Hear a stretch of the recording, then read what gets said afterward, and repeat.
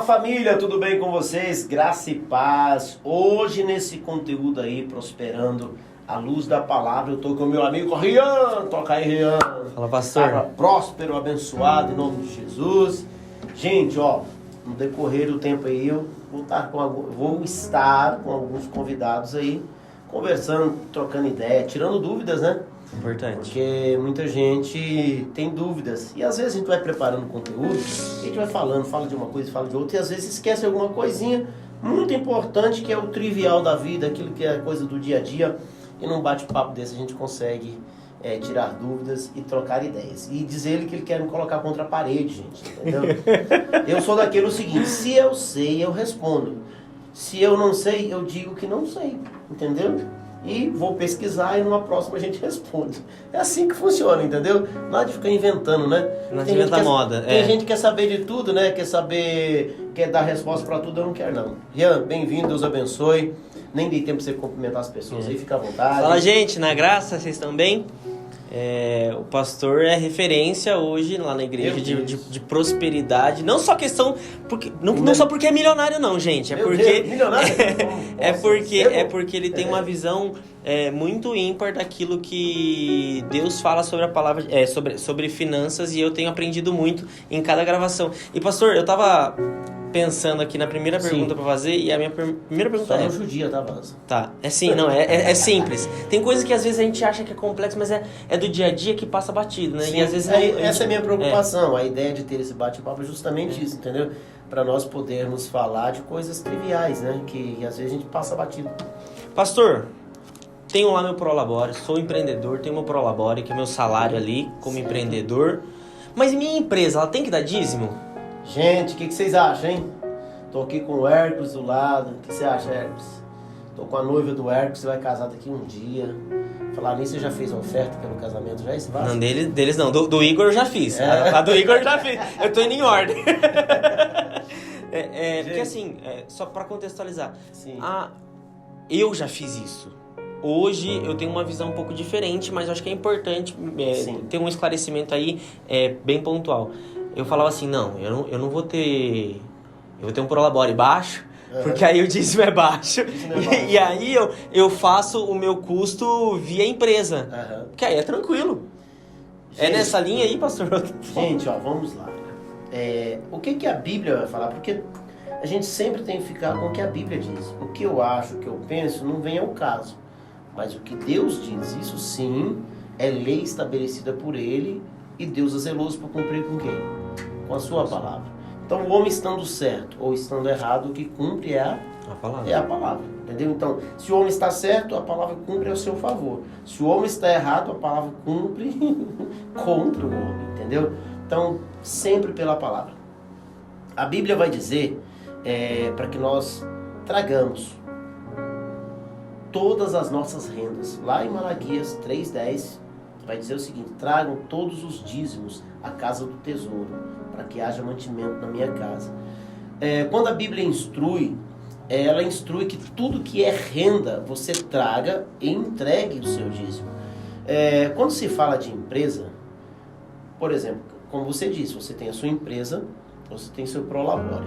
Vamos supor que o seu Prolabore seja R$50 mil por mês. Ai, Deus, eu recebo. Posso aí, Vânia? Eu recebo, em nome de Jesus. Se o Prolabore seja esse, ok, tirou o seu salário, ele é seu lucro, ele é sua renda, certo? Certo. Então chegou no final do mês, você vai lá e entrega a 10ª parte. Perfeito. Só que você não subtraiu todo o lucro. Parte desse lucro ficou na empresa. Reteve a empresa. Por exemplo, a empresa ela dá lucro maior do que o seu Prolabore, porque você não vai tirar todo o lucro da sua empresa. Uma que é uma gestão financeira, não é dessa forma que se faz. Você não pode todo mês pegar todo o lucro da sua empresa, trazer para você e gastar aquilo e daí por diante. Não.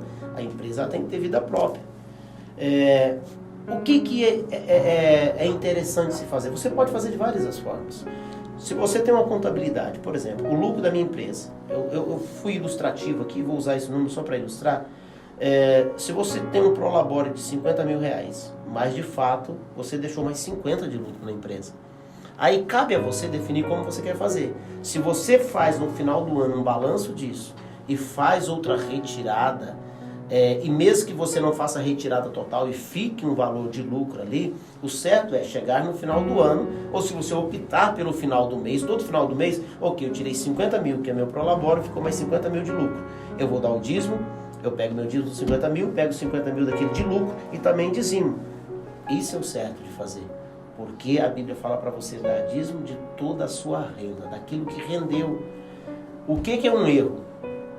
E eu já caí nesse erro, eu posso dizer dele. No meu começo de empreender, sem a devida instrução, sem o devido conhecimento, sem pessoas para me ajudar, para me instruir, eu tentei dar o dízimo do bruto. Nossa. Pensa onde eu fui cair. Que não é o correto, não é bíblico. Eu estava com uma boa intenção, querendo fazer a coisa certa, mas do jeito errado. Porque as contas não batem.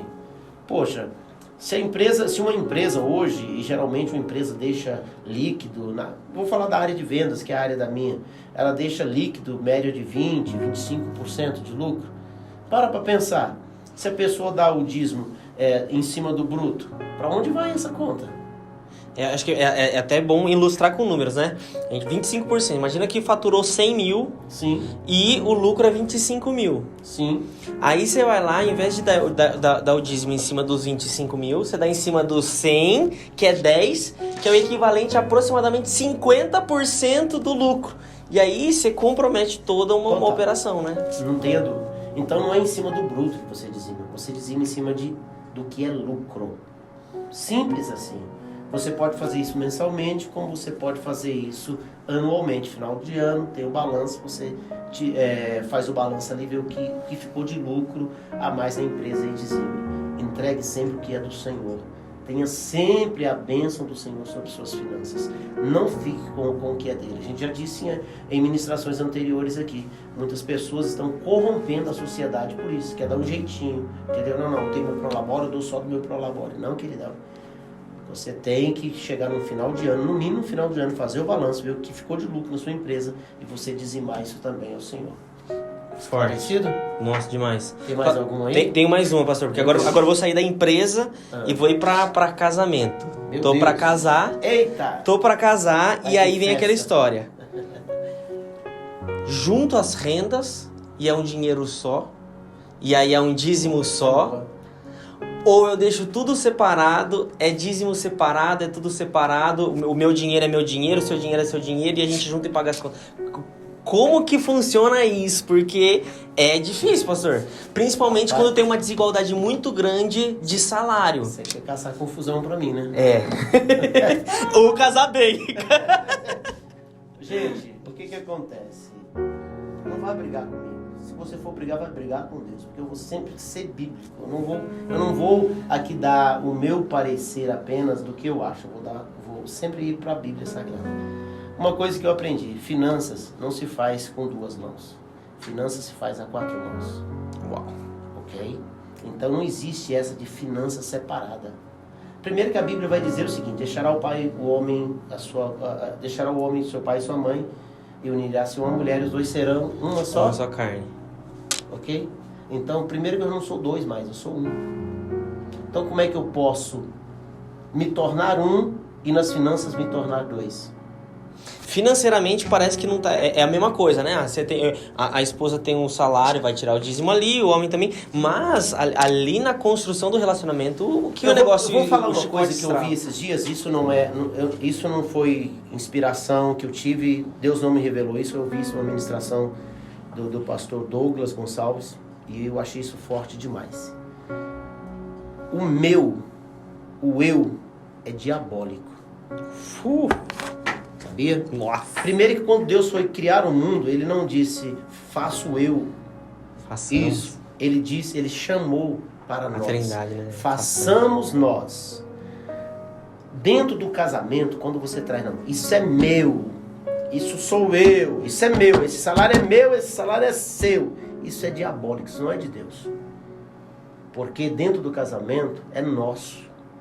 Então eu pego o que eu ganho e eu não ganho sozinho. Começa por aí. Para pensar. Você acha que o que eu ganho por mês eu ganho sozinho? Se eu não tivesse minha esposa para me ajudar com os meus filhos, para ajudar com as minhas coisas, para me dar um colo quando eu estou estressado. Ela colabora comigo em tudo, como eu colaboro com ela. Então, já deixou de ser apenas meu. É como se a gente desse valor para algumas atividades e para outras não, né?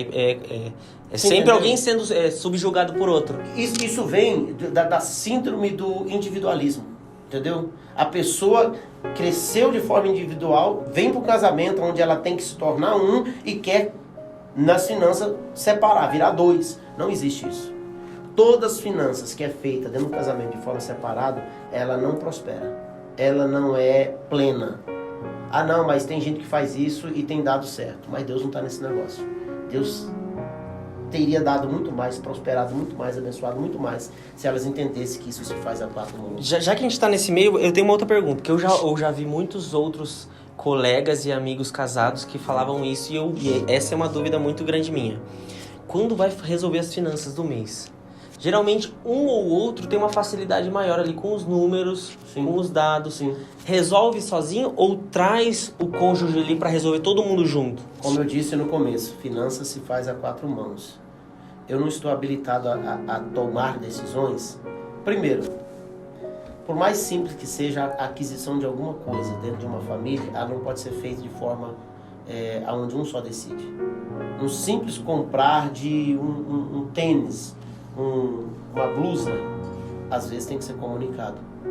A não ser que o casal já esteja bem resolvido e comunicado entre eles. Que parte dessas finanças aqui, a gente já tem dentro do casamento tem um cartão corporativo de cada um ali. Não, a gente tem um teto de gasto aqui, mas sempre sobra um pouco. Tá habilitado a comprar essas coisas aqui, não precisa me consultar dessas coisas não. Porque o ruim é o seguinte, a pessoa querendo economizar, querendo fazer uma coisa, pensando, aí quando chega a esposa com 5 pares de calçado, parecendo uma centopeia, sendo que tem 2 pés. Ou chega o marido que gosta de futebol igual eu, com 3 pares de chuteira nova, sendo que acabou que joga uma vez por semana só. Sabe essas coisas que não tem nexo? Então toda vez que você... Eu estou citando coisas aqui bem banais, mas poderia ser... Mas, pastor, essas coisas banais que é o que mais gera briga, sim, dentro do casamento. Como você faz no casamento? Gente, vai decidir alguma coisa financeiramente? É os dois juntos. Finanças se faz a 4 mãos. Um tem mais habilidade com os números. Ok, é o gestor das finanças. Mas não quer dizer que por ele ser o gestor, é ele que vai decidir, tomar todas as decisões. Não. Toda vez que vai fazer um negócio, tem que conversar, tem que trocar ideia. Eu tenho o hábito, toda vez que eu vou fazer um negócio, eu sento com a minha esposa, a gente troca ideia, eu ouço o conselho dela, às vezes não acato o conselho dela. Muitas das vezes eu acabo teimando e fazendo por minha conta e risco. Umas vezes dá certo, outras não. Mas antes, pelo menos, houve a comunicação. Eu não estou escondendo o que estou fazendo dela. É tudo à luz, tudo às claras. Finanças se faz a 4 mãos. E claro, aquele que tiver maior habilidade para lidar com dinheiro, que seja o gestor, entendeu? O homem, se você é ruim para lidar com o número, e sua mulher sabe lidar com o número, não seja estúpido não. Deixa ela cuidar dos números. Não precisa ser machista nessa hora, não. Machista, isso é ignorância, entendeu? Eu acho que quem tem habilidade, que faça o que tem habilidade para fazer. Se não tem habilidade, sai com seu time de campo, seja participativo. Ou se os dois têm habilidade, que bom, né? Porque são 2 cabeças pensantes com habilidade para fazer essas finanças fluir cada vez mais. Posso ir para a última pergunta? Pode. Agora, essa provoca todo mundo, porque eu tenho um ponto de vista e tem muita gente que tem um outro ponto. Começo de casamento lá. Eu tenho amigos que estão para casar. Uhum. O Hércules? Também. Tem o Igor, tem o Hércules. O Felipe, que é um amigo meu de Campinas, acabou de casar também. E aí, pastor, existe aquela dúvida, né? Começo pequeno, humilde, e economize e construa algo junto. Ou vou pro outro lado. Por exemplo, vou para um lugar mais simples para comprar, quero comprar uma casa, penso em adquirir um imóvel. Ou vou pro outro lado, que é o quê? Vou dar um passo maior de fé ali e sapecar de trabalhar. Porque assim... Tem gente, nem todo mundo tem o mesmo perfil. Tem gente que tem perfil de empreender, arregaçar a mão e fazer a coisa acontecer. E tem gente que às vezes não tem esse perfil. Existe algum padrão, existe alguma... O que o senhor fala disso? Porque pra mim é algo que é muito difícil. E eu tenho essa dificuldade às vezes de ouvir uma opinião e um estilo diferente de vida. Porque eu a vida inteira eu empreendi, né? Desde... Eu acho complicado, porque aí a gente já vai entrar no âmbito da fé, né? A Bíblia vai dizer que Deus dá uma medida de fé para cada um. Aliás, a mesma medida de fé. Só que no decorrer do tempo, uns vão adicionando mais e vai crescendo na fé. Outros não. Outros, eu acho que até perde essa medida que Deus dá. Então, aí é muito complicado, porque eu conheço pessoas que começaram junto comigo, estão melhor do que eu. Conheço pessoas que começaram junto comigo, estão muito ruins, entendeu? E aí já está mais ligado ao âmbito da fé. Porque quando você casa, ok, eu quero... Não existe um padrão ali, né? Eu acho que não. Eu acho que aí é o seguinte, aí é uma medida de fé e de uma aliança com Deus, de um caminhar com Deus, que cada experiência vai ser sua experiência. Cada caso será um caso. Fora a bagagem que teve antes do casamento, né? Sim, eu acho que é o seguinte, eu acho que a Bíblia manda a gente ser prudente, né? Então, nada que traga escândalo, nada que você venha envergonhar o Evangelho, você tem que ser prudente no que você faz. E também não deixar que esse excesso, talvez, de prudência também te torne uma pessoa tão medrosa a ponto de você não ser uma pessoa ousada na fé, entendeu? Para avançar em Deus. Eu acho que tem que ter um equilíbrio, porque existem pessoas que são tão medrosas e não vão. Paralisam. Paralisam, entendeu? O medo é tanto que paralisa. Outros que são tão ousados que faz loucura, entendeu? Então tem que ter um bom senso. Eu vou dizer por mim, eu já fui muito ousado no começo, com pouco senso, aprendi, caí, levantei, Deus ensinou, Deus me pegou na mão, me levou para ensinar, e depois de um tempo eu fui ter equilíbrio. Quando eu adquiri o equilíbrio, as coisas fluíram, entendeu? Mas uma coisa que eu e minha esposa, dando um testemunho nosso, a gente sempre foi muito ousado, entendeu? Os dois? Os dois. Que legal. Mas sabe uma coisa que a gente é muito ousado? isso. Aqui vou abrir um parênteses. Ao invés de ser ousado para empreender, a gente sempre foi ousado para semear.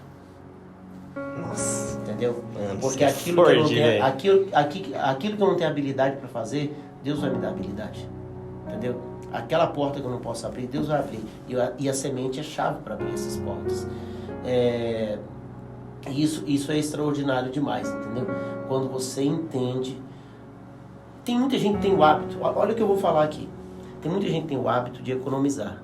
Essas pessoas estão erradas? Não.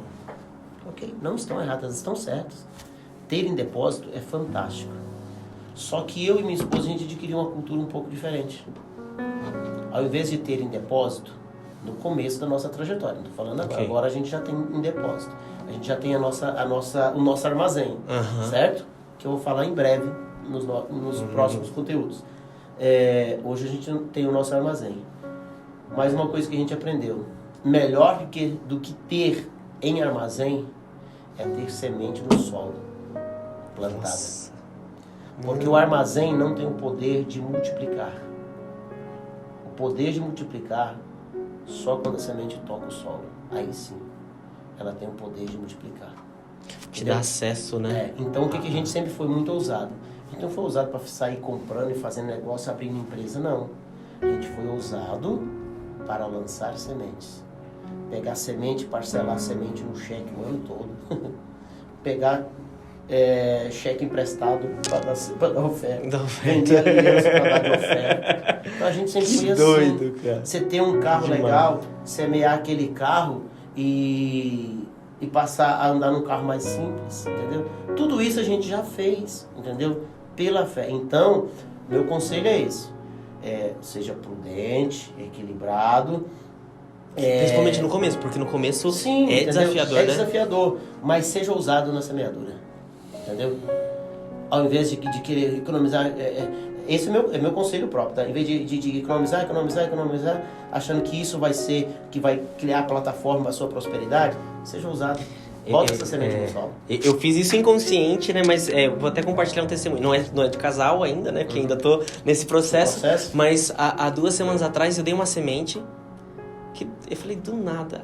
Óbvio que até eu já comunico, né? A Luana eu falei, amor, senti de Deus de fazer, tá?